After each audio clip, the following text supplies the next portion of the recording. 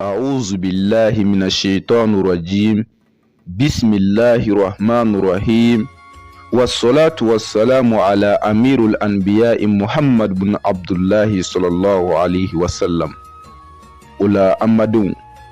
amina kuma sura doka al-Qur'an kono sura mimi wele ko suratul waqi'atu ne afo awye chien chama Konaté laydu ta ani alache ala ye doni fen fen dinima min seke ka lase ala ka jawma ola bi faida turube jumena ode Qur'an sura mimi wele ko suratul waqi'atu yoro karamogo chama ya fo awye ko ka navolo dalilu ka navolo barake ni Qur'an ko ati dowere ko Qur'an ala wele kaka suma ko ala deli tijabi ble ola kunvin vonango ni ala deli tijabi an me do soma o kan an me do muri jugu kan minu mi shitane barake anye nga aw ka do abe galo billahi navolo bara beke ni Qur'an sura jele wa barai ajabi be soro tiliala ni karamogo min ta do o ta do de billahi ala o de fo an Qur'an kono ako anga tugu sababu nofe ko ale ala ye fen fen da ay sababu ka bela jinina ola setigi ala ye Qur'an ke fen bay ka di awma ka sababu do ke Qur'an kono ni oye anga navolo soro sira anga garzige soro sira o de suratul waqi'atu ay jie karamogo be nyininga date dave shikun mimsi ka foko galodo billahi Konaté ti aw nege Konaté ti aw java waneti fenvo aw yenti min don olane badun aw ka do suratul waqi'atu abseka navolo telman lase adama dema abe garzige telman lase adama dema abe manya lase adama dema abe bunye ani karama lase bun adama dema nga bike chugudi Qur'an domaga doyela muruye Qur'an bla karamo kacha aturabudala de kacha akuluni villa de kacha ayiribola kacha ne ma fe oluti bene me c'est-à-dire karamo ye Qur'an ke bulo ke fefe o de kafiriya fi billahi minti banga jamana kono e doni e che me ka Qur'an fli doni e che ka ba Qur'an ni karamo kalti jume karamo ti keleke Qur'an fo ilable turabuko kele koloni ko kele yiriko kele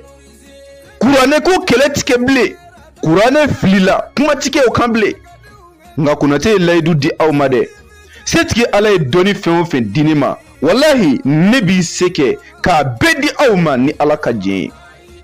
ulane badun suratul waqi'atu mogo ba kala ini fanden ti nyogoni abi kala du kono ala bo du kishi ka bo fanden gelema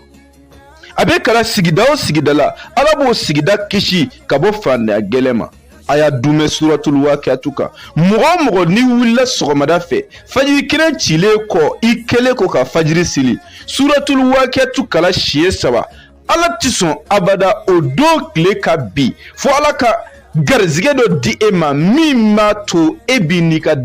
dema dairi me soro billahi ay odo kleti bi abada fo ala ka garzige sanma do dima mauma yake ala ka barka do ala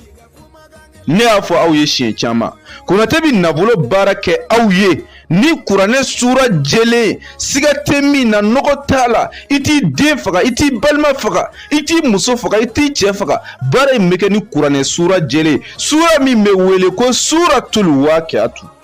ne o fawe chien chama me bara nige ni jema de saba ani wa bisaba me bi watan duru sara ani ka songo ame barake ka dile dima bara nyene kofe ibe warto sara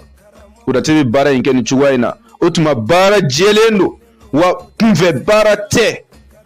ko fo bela jininyana simeni amake masabai ni setigi ala ka je otuma na ala sona ma minu garzige ka do ala